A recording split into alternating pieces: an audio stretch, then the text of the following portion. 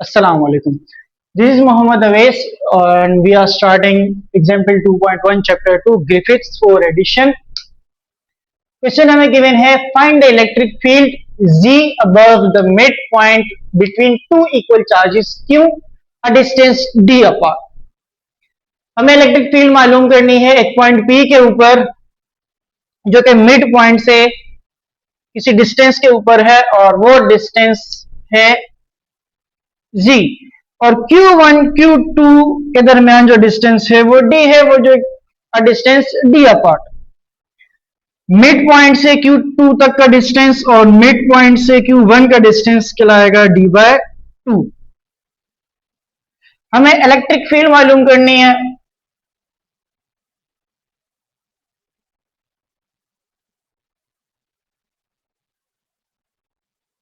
और हमें गिवन है कि चार्जेस जो है वो मैग्नीट्यूड में इक्वल है, तो जो Q1 है वो इक्वल है Q2 के और Q2 इक्वल है Q के। ठीक है, मैग्नीट्यूड से हमें तो इससे इतना फर्क नहीं पड़ता। तो हम चार्जेस की इलेक्ट्रिक फील्ड हम मालूम करेंगे पॉइंट P के ऊपर। तो पॉइंट P के ऊपर जब हम इलेक्ट्रिक फील्ड फाइंड करेंगे तो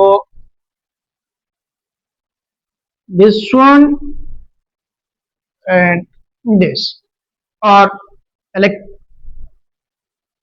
ये है थीटा, एंगल बन रहा है हमारे पास थीटा।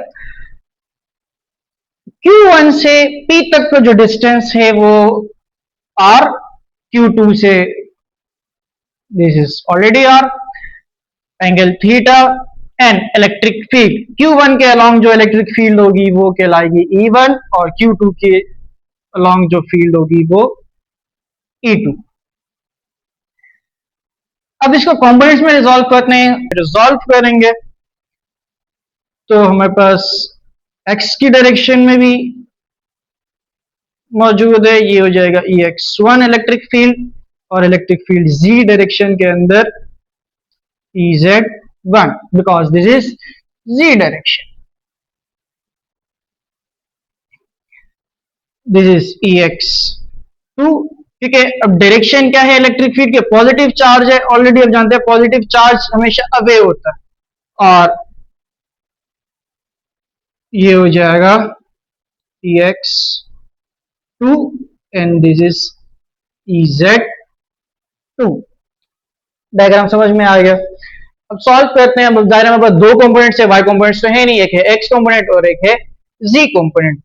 सही, जब हम ट्रायंगल्स को कंपोनेंट्स के अंदर रिजॉल्व करेंगे तो हमें जो है वो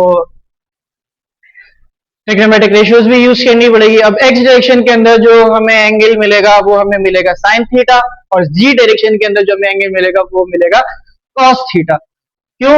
क्योंकि थीटा बन रहा है z के साथ, तो जहां पर थीटा बन रहा होता है वो होता है कॉस थीटा, उसके परपेंडिकुलर जो है वो साइन थीटा। तो अगर हम ट्रायंगल को देखें तो this is base, perpendicular and hypotenuse. X component को रिजॉल्व करेंगे।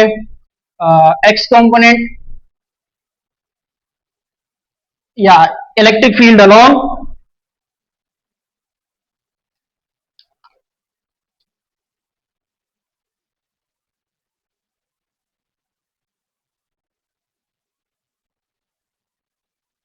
electric field along x axis।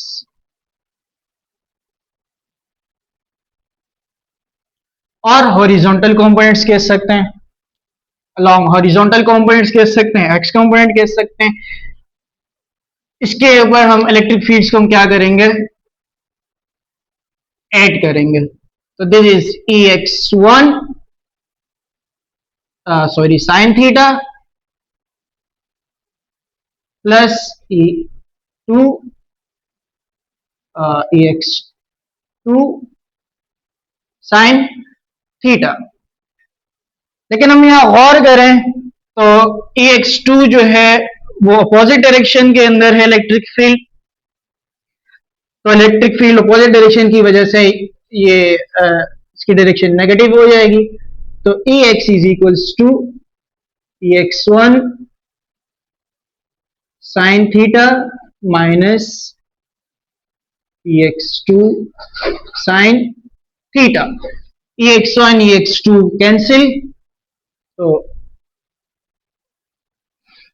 electric field along x direction or horizontal component will be 0.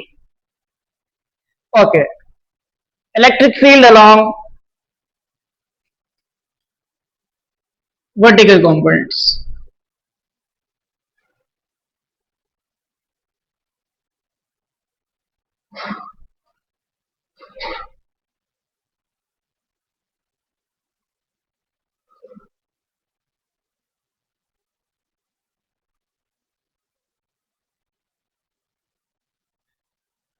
Vertical components के अंदर वर्टिकल कंपोनेंट्स कह सकते हैं, आप z एक्सिस के अलोंग कह सकते हैं, तो ये हो जाएगा E into Z equals to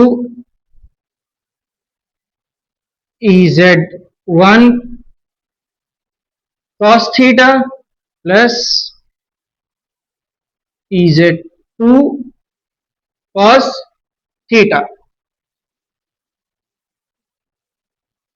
दोनों EZ1 के अलोंग जो है इलेक्ट्रिक फील्ड है वो है के Q1 अपॉन आर स्क्वायर, और cos थीटा ऑलरेडी हम जानते हैं cos थीटा किसके बराबर होता है, cos थीटा हमारे पास बराबर होता है बेस अपॉन हाइपोटेन्यूज, तो this is base upon hypotenuse, तो cos theta z upon R, सही, z upon R base upon hypotenuse plus K Q2 upon R square again cos theta z upon R, और दोनों terms add हो रही हैं, दोनों terms, एक second, Ez is equals to K Q1 z upon R cube plus K Q2 z upon R cube, दोनों को add करेंगे तो Ez इज इक्वल्स टू 2 के, अच्छा Q1 and Q2 is equals to Q, so Q Z upon R cube. अब R की value हम put करेंगे, R कहां से निकालेंगे, R हम कैलकुलेट करेंगे पाइथागोरस थ्योरम से, और R यहां हमारे पास इक्वल होगा, R हमारे पास इक्वल होगा hypotenuse square is equals to base का square base z plus perpendicular d by 2 and r equals to z square plus d by 2 का स्क्वायर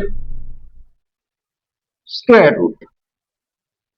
r की वैल्यू हम यहां पुट करेंगे, सही, जब हम r की वैल्यू यहां पुट करेंगे तो हमें ये मिल जाएगा, ये अब z is equals to 2 and k already you know that 1 upon 4 pi epsilon not q z upon r z square plus d by 2 square and square root is 1 upon 2 and cube is 3 by 2, ये g के अंदर आ गया। लेकिन इसमें हमें एक condition given होती है कि अगर z जो है वो d से काफी बड़ा हो जाए, ज्यादा हो जाए, if z is greater than d, फिर क्या होगा, फिर ये होगा कि then z square plus d/2 square equals to z square and it is approximately सही, क्योंकि z अब चार्ज को हम इतना दूर ले जाएं, z डिस्टेंस हम इतना ज्यादा कर दें, उसके मुकाबले में तो ये वैनिश हो जाएगा, तो ये सिर्फ z पर डिपेंड करेगा, तो z स्क्वायर। अब इस कंडीशन के अंदर अब जी स्क्वायर के बराबर, अब इसकी जगह हम क्या पुट कर देंगे, जी square.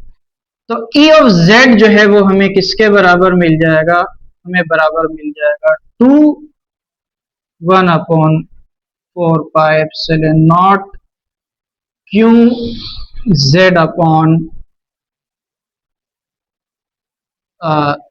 Z square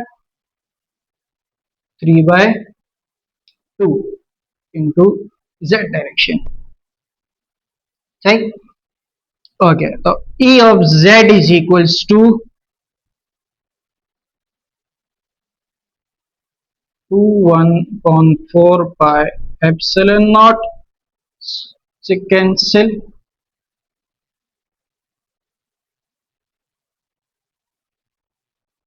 QZ upon ZQ Z, so this is EZ is equals to 2 1/4 pi epsilon naught Q upon Z square।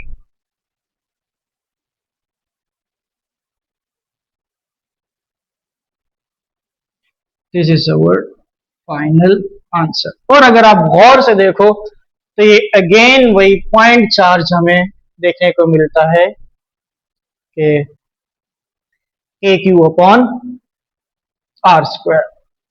अगर इसका मतलब क्या है कि अगर z जो है d से काफी ज्यादा हो जाए तो जो पॉइंट पी पर जो इलेक्ट्रिक फील्ड वो पॉइंट चार्ज जो है वो बिहेव करेगा। You can take screenshot